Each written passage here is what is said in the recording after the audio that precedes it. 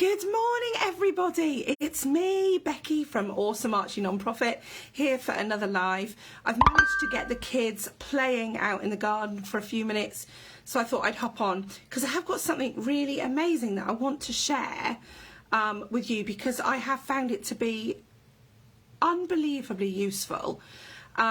So as you know, the work we do at Awesome Archie Nonprofit is to find hints and tips, not create them. We do that as well, but this isn't about us trying to fix what other people would perceive to be a problem. It's about sharing what we know and things that we find useful so that other people can find it useful too. And this leads me to this book, Your Child Is Not Broken, by Heidi, I think it's Mavir. Forgive me if it's not.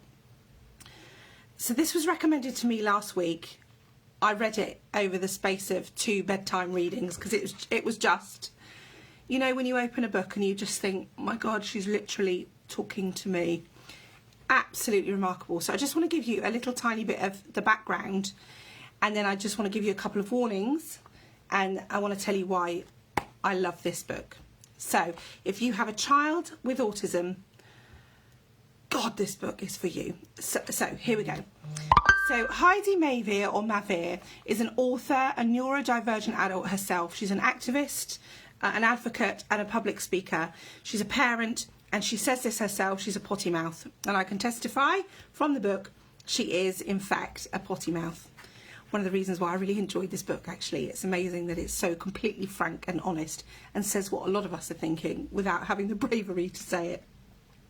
This is her first book, and it's called Your Child Is Not Broken, and it's got a sideline of parent your neurodivergent child without losing your marbles, and it was released in January 2022. Here it is.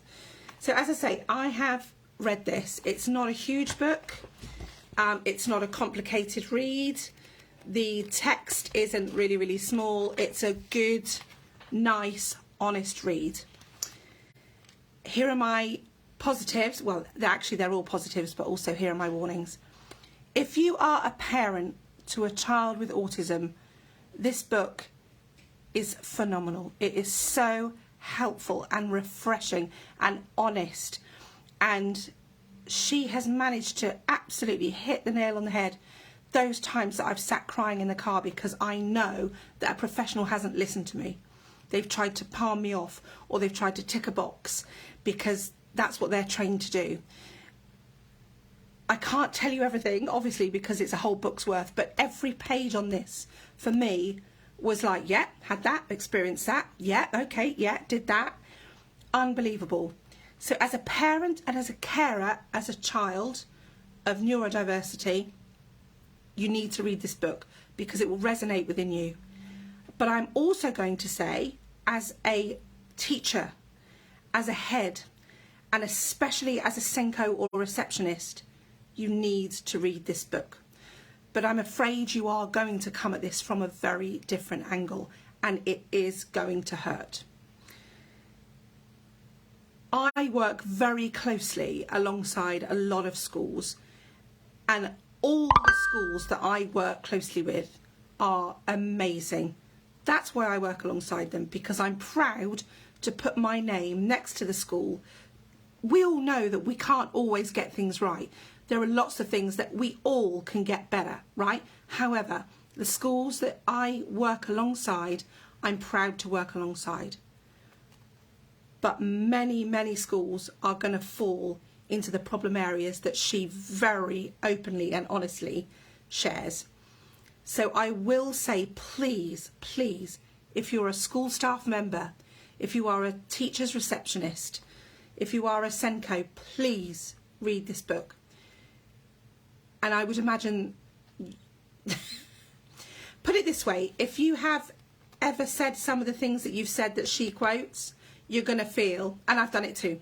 I've gone, oh my God, yeah, I've done that. But it's so useful. And what I'm going to do, I don't know Heidi, so I really hope this is okay with her. So I'm sorry if it's not. Let me just find the page. So the one thing that I'm particularly talking to you about is the thing where a lot of school staff, a lot of Senkos say it, a lot of heads say it, a lot of teachers say it, and it's we must be building our resilience. We must encourage, I'll use Archie, we must encourage Archie to build his resilience. And she has fought against this term for so long. Not with your neurotypical student, please. I want to make that very clear. She is talking specifically for her autistic child. Every time that she had heard her son be told to build resilience, she recognised that what the school were trying to do was to tell him to modify his behaviour. And she said she soon realised that building resilience was professional speak for behaviour modification. And as soon as I read it, I thought, oh God, I know this is going to sting. This is going to sting a lot of schools. But I have to say, like I've always said, I support schools and I support parents. But we, as Awesome Archie non-profit, will always be 100% honest. And I have to say, I agree with her on this, whether it stings or not. So I'm just going to read a bit to you.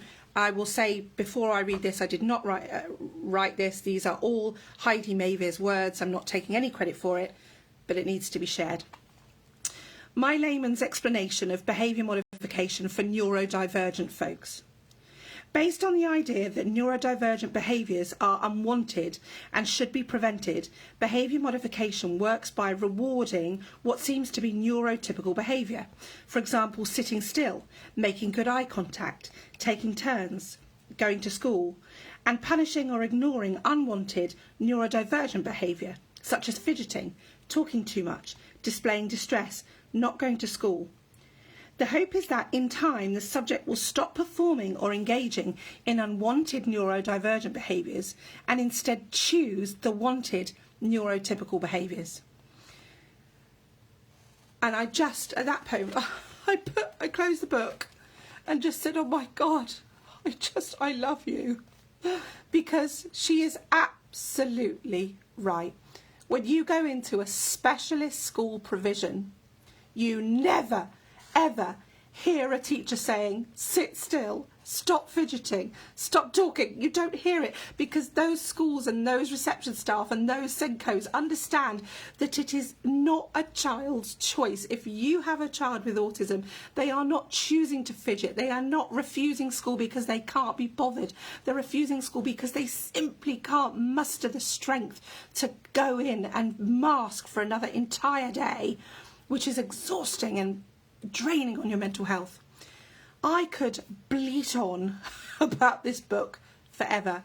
So, Heidi Mavir, I've never met you. I probably never will meet you. But I want to say, as an autism advocate myself, as a child author for children with neurodiversity, I want to say thank you for being so brutally honest.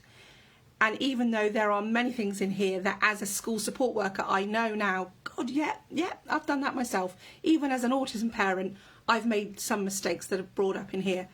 But I want to say thank you because it's just so jolly refreshing and honest and lovely. And I don't mind the fact that you're a potty mouth.